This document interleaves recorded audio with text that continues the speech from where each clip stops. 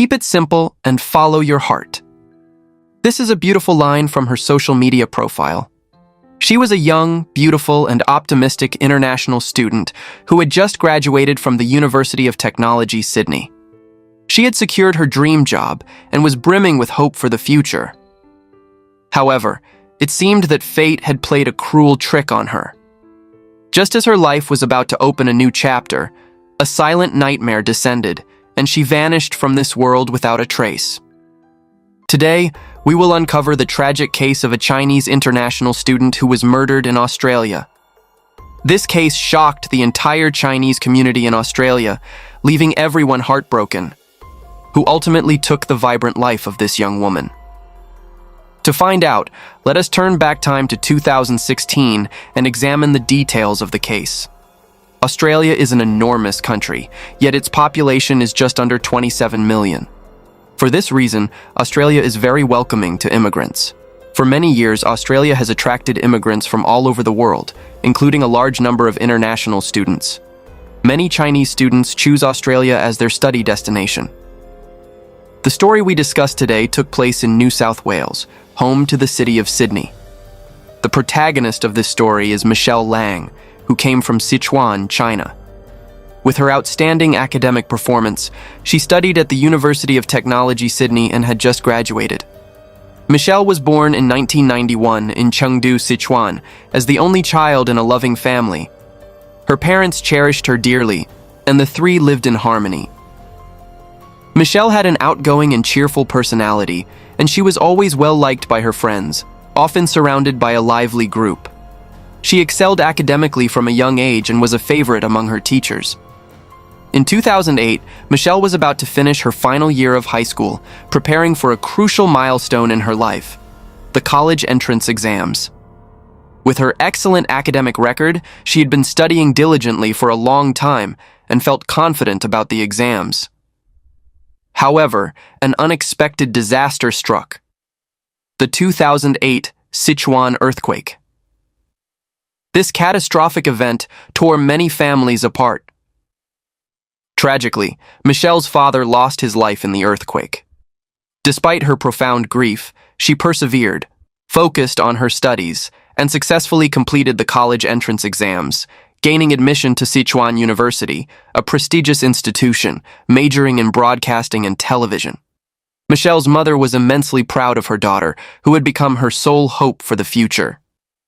Throughout her university years, Michelle continued to study hard and excel. She also aspired to study abroad. At first, her mother was hesitant about the idea. After all, there were just the two of them left, and moving overseas would mean seeing each other even less often. Yet, she ultimately decided to support her daughter's dream. They chose Australia as the destination for Michelle's studies. One of the reasons for selecting Australia was that Michelle's aunt was already living there. In the eyes of many families in China, having a relative in a foreign country provides some comfort and support, especially for a young woman navigating life in an unfamiliar place. In 2011, Michelle left her mother to study abroad in Australia. She enrolled in the Hospitality Management program at the University of Technology, Sydney, and lived with her aunt. The house was located in Campsie, New South Wales, just over 6 miles from downtown Sydney. The area had numerous Chinese supermarkets and restaurants, offering great convenience for everyday life, with easy access to work and school in Sydney. Here, let's briefly introduce her aunt's family. Michelle's aunt, Zhang Fang, did not live alone.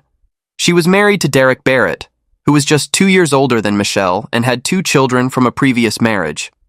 They had only recently gotten married, and Michelle had even attended their wedding, contributing to the ceremony's expenses. So the 5 of them lived together harmoniously under one roof. Despite living in a foreign country, Michelle's optimistic personality helped her quickly adapt to life in Australia, and she developed strong friendships. Over the following years, Michelle excelled in her studies and achieved outstanding academic results. She frequently shared joyful moments on social media, posting photos of food and happy memories, which showed how much she enjoyed her life there. Time flew by, and in 2015, Michelle graduated from the University of Technology, Sydney. She wanted to work in Australia for a few years before planning her next steps. She had discussed this decision with her mother while she was still a student. To support Michelle's future, her mother sold a house and borrowed additional money from relatives to purchase a property in April 2014. The house, located in Campsie, was valued at 700,000 Australian dollars. Of course, they had only paid the down payment at that time. To live together and provide mutual care, Michelle's aunt and her family of 4 moved into the new house as well. Michelle quickly secured a job as an assistant for an IELTS instructor. Everything seemed to be going well, and Michelle felt hopeful about her future. However, on April 22, 2016, something unexpected happened. A few of Michelle Lang's friends were unable to reach her. She wasn't answering phone calls or responding to messages, which was completely out of character. Michelle's aunt also tried to contact her but had no success. At the time, her aunt was working in Wollongong, about 25 miles away, which required a 1-hour train ride. Although a bit worried, her aunt assumed that Michelle might have gone with friends to the Blue Mountains to see the autumn foliage, as it was a public holiday in Australia. Given the poor cell phone signal in that area, no one thought too much of it at first. It wasn't until 10:40 a.m. on April 24th, 2 days later, that a tourist near the mouth of Snapper Point in Central Coast Newcastle spotted something floating in the water that resembled a human body and alerted the police. After receiving the report, the police immediately arrived at the scene and retrieved the body from the water.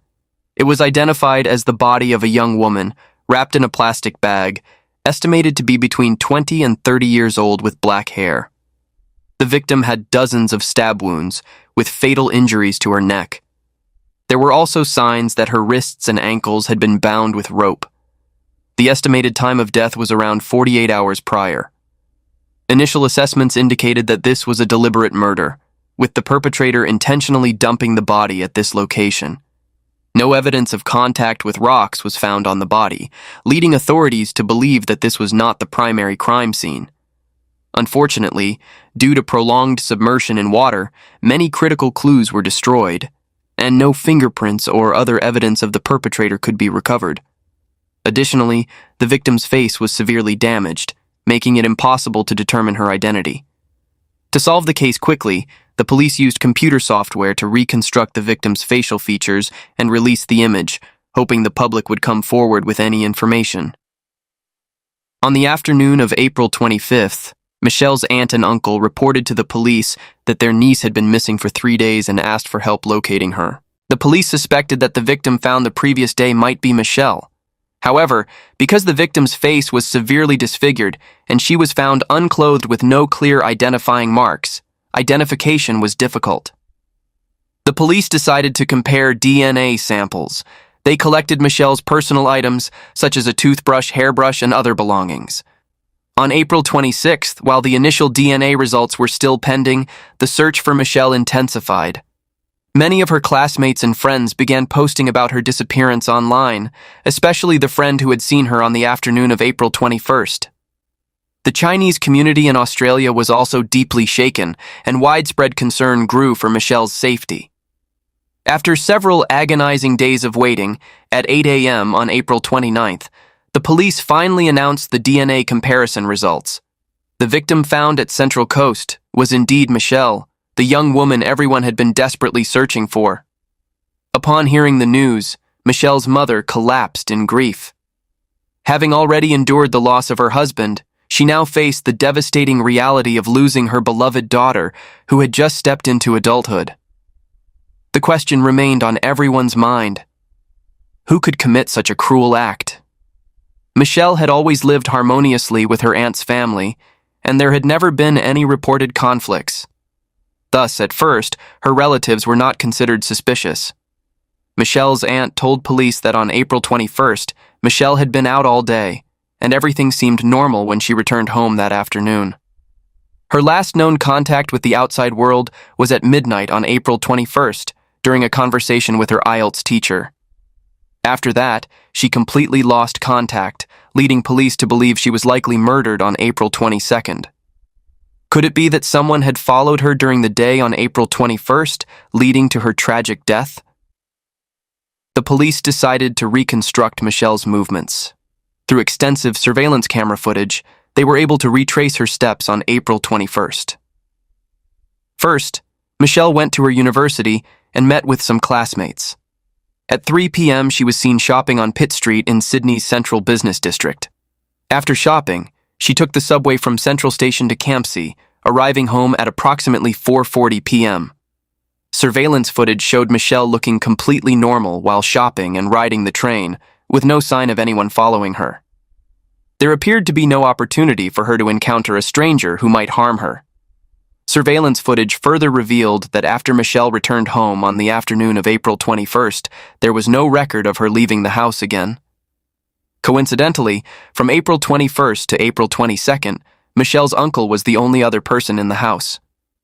Michelle's aunt was working in Wollongong and did not return home until the evening of April 24th, and her 2 children were also away. This analysis raised significant suspicion against someone who had previously been overlooked, Michelle's uncle. Given this, the police arrested Derek Barrett, charging him with murder and obtaining a search warrant to investigate further. Barrett, whose full name is Derek Barrett, was born in 1989 in a small town called Guandalan on the Central Coast. Not much is known about his early life, but after graduation he worked in IT for a tech company. It is unclear why he developed feelings for Michelle's aunt, who was nearly 20 years older than him. Shortly after they married, he lost his job. For the next 5 years, Barrett stayed home, unemployed, living a routine of sleeping during the day and playing video games at night. Although his family repeatedly urged him to find a job, warning that he would otherwise become useless, he always responded with, "I've applied for jobs, but I never hear back." Despite his unemployment and laziness, Barrett had a calm and polite demeanor. He was respectful to all 4 members of the household, including Michelle, and there were never any conflicts. Because of this, the family lived in harmony. Could such a seemingly mild-mannered man really be the one who murdered Michelle? Barrett's wife and 2 children could not believe it. They refused to accept that the man they had lived with for 5 years could commit such a crime. The family firmly believed that the police had arrested the wrong person. But was this really the case? As the investigation deepened, more incriminating evidence against Barrett began to surface. 2 tourists informed the police that they had seen Barrett at Snapper Point on the Central Coast. At the time, he told them not to approach the cliffs, claiming it was dangerous. Looking back, it seemed he was afraid they would discover the body he had just dumped. Surveillance footage also captured Barrett driving into the national park near Snapper Point early on the morning of April 24th. On his way there, he stopped at a gas station to buy a drink, and the store's security cameras recorded him. He appeared completely calm at the time. Police also recovered 19 nude photos of Michelle on Barrett's phone.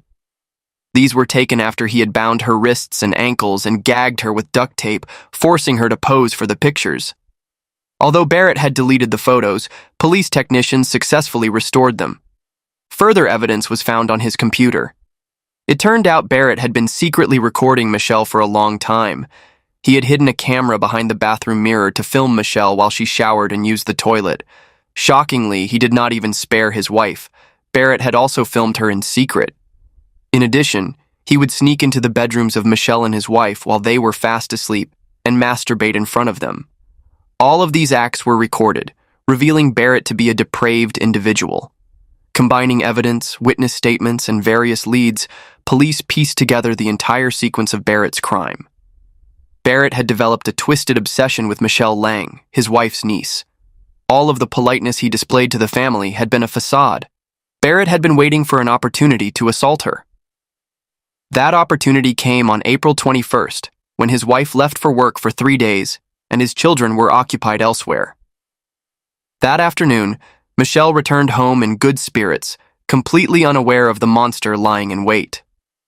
That night, she made calls to her aunt and her IELTS teacher. After hanging up, Barrett, who had already prepared his plan, snuck into her room. Although Michelle fought back fiercely, she was no match for Barrett's strength. In the end, she was overpowered, tied up, and subjected to a brutal assault. On April 22nd, Barrett continued his depraved actions. However, he did not expect that at 3 p.m., his wife would unexpectedly return home and stay for 3 hours. During this time, Barrett locked himself in the bathroom, leaving the shower running continuously. At one point, he quickly ran to the kitchen to retrieve something, and then rushed back to the bathroom. He seemed very nervous about anyone, particularly his daughter, entering the bathroom. When his daughter later asked for shampoo to wash her hair, Barrett only cracked the door open slightly, handed her the shampoo, and told her to use another bathroom. At that moment, Michelle was likely still in the bathroom, perhaps even still alive. Tragically, his wife had no idea that something horrific was happening inside her own home. Police believed that if Barrett's wife had discovered his brutal actions at that time, she might have been killed as well. Over the next 2 days, only Barrett and Michelle were in the house. For reasons unknown, Barrett stabbed Michelle more than 40 times, with the most severe wounds to her neck. After committing the heinous crime, Barrett began planning how to dispose of the evidence. He decided on the cliffs at Snapper Point on the Central Coast, not far from his parents' home. The area's rugged terrain and powerful ocean waves made it the ideal location for hiding a body. On the morning of April 24th, Barrett wrapped Michelle's body in a plastic bag, placed it in the trunk of his car, and drove 62 miles, 100 kilometers, to Snapper Point. On the way, he stopped to refuel and bought a drink at a gas station, where security cameras recorded him appearing completely calm.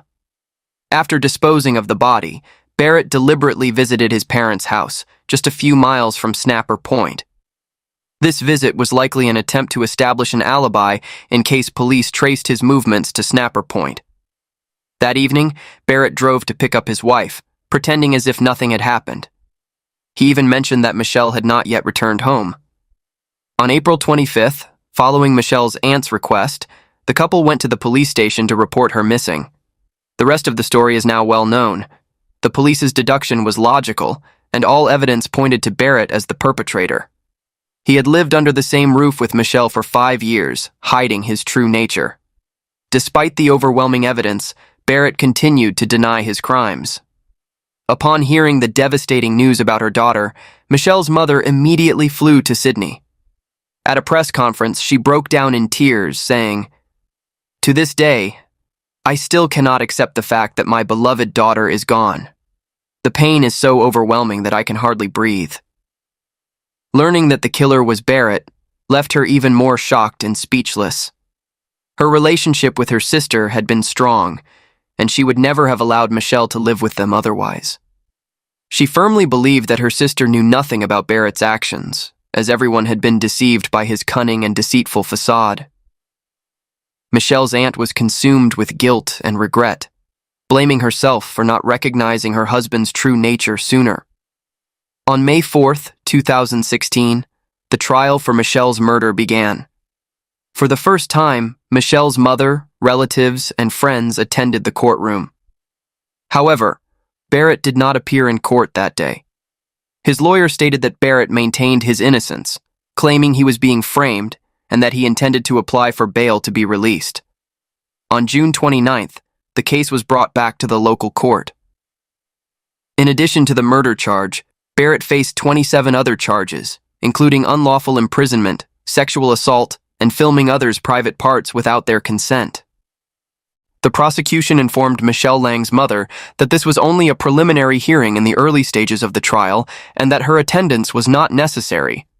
However, despite not having fully recovered her health, she traveled once again from Chengdu to Sydney. She said, "Even if I have to sell our only house and lose everything, I will make sure the perpetrator is brought to justice." Due to additional evidence, the trial was postponed to August 10th, and then delayed again. During this time, Barrett attempted to evade responsibility by pretending to have a mental illness. However, after a medical evaluation, it was determined that he was not mentally ill. Perhaps realizing that escaping conviction was unlikely, Barrett did not apply for bail throughout the proceedings. On August 16th, 2017, the case resumed at the local court. This time, Barrett did not appear in person, but attended via video link. He voluntarily pleaded guilty to 5 of the 28 charges, including murder and unlawful imprisonment. However, he insisted, "I don't remember what happened. I just suddenly found myself staring at a sink full of blood." He claimed, I must have overdosed on drugs and eaten excessively, which caused me to lose control of my actions. It was clear that this statement was an attempt to mitigate his punishment. On December 13, 2017, the New South Wales Supreme Court held the sentencing hearing for Michelle's case. Barrett appeared in court and admitted to breaking into Michelle's room in the early hours of April 22nd. Despite her resistance, he tied her to the bed, took photos of her, stabbed her over 40 times, hid her body in the house for 2 days, and then disposed of it. He expressed what appeared to be remorse, saying, "My actions betrayed 2 families. She was such a beautiful girl. I feel ashamed of what I did. I am here to tell the truth and offer a small contribution, whether they accept it or not." However, throughout the hearing, Barrett kept his head down, shielding his eyes with a tissue. Police believed that his behavior demonstrated insincerity. During the proceedings, Barrett again emphasized that he could not clearly recall what had happened that day. He claimed there had been an argument, followed by his discovery of blood in the sink. He stated, "I don't know. I think about what happened and why I did it every single day. It makes me deeply sad." For his memory loss, he continued to blame a large intake of drugs and excessive eating before the crime. He claimed the drugs controlled him and that he had no knowledge of his actions. Naturally, the police rejected his explanation. Forensic psychology experts testified that methamphetamine typically does not cause memory loss, particularly at the dosage Barrett claimed to have taken. Furthermore, the nature of the crime clearly showed premeditation. From the act of murder to the disposal of the body, Barrett acted with purpose, following a coherent and logical plan. Surveillance footage showing Barrett calmly stopping to refuel his car and purchase a drink demonstrated his clear state of mind and composure during the incident. Experts also concluded that all evidence indicated Barrett was a sexual sadist with an extraordinarily high risk of reoffending, 10 to 100 times higher than the average person, making him extremely dangerous. They stated that prison was the safest place for him. In the end, Barrett was convicted of 22 charges, including 19 counts of recording intimate images without consent and 2 counts of possessing pornographic materials. 2 days later, New South Wales Supreme Court Justice Helen Wilson, based on the evidence presented by the prosecution, stated that Barrett's actions were an extraordinarily cruel, depraved, and cowardly crime. She further dismissed his claims of being controlled by drugs and suffering memory loss as completely fabricated.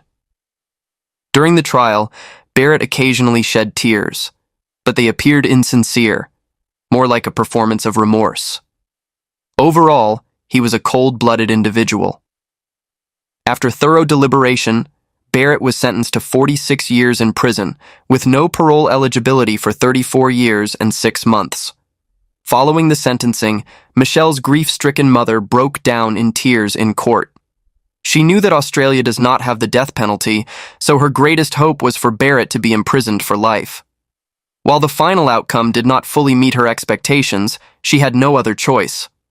The lengthy trial had taken a severe toll on her, physically and emotionally, as she made countless trips between Sydney and Chengdu while enduring immense exhaustion.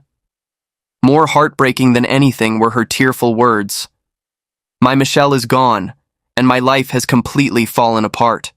There is no way to make up for this."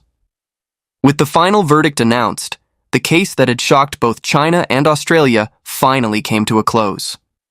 The perpetrator was punished, but the pain of Michelle's tragic death remained. As Detective Gary Jubelin told the media outside the courthouse, "While the investigation and trial delivered justice, this entire case remains a tragedy." Indeed, Michelle had worked so hard to gain admission to university, to study abroad, and to build a successful life. Yet her beautiful future, just beginning, was suddenly and cruelly ended. As time passed and Barrett remained behind bars, the tragedy slowly faded from public memory. However, no one could have predicted that a USB drive would reignite the case and thrust it back into the media spotlight. 3 years after the crime, in November 2019, an elderly woman living in Chatswood, just 3.7 miles from the house where Michelle was murdered, somehow came into possession of a USB drive. The woman had been suffering from Alzheimer's disease for years, rarely leaving her wheelchair or home. When her daughter visited and discovered the USB drive, she was shocked and had no idea where her mother could have obtained it.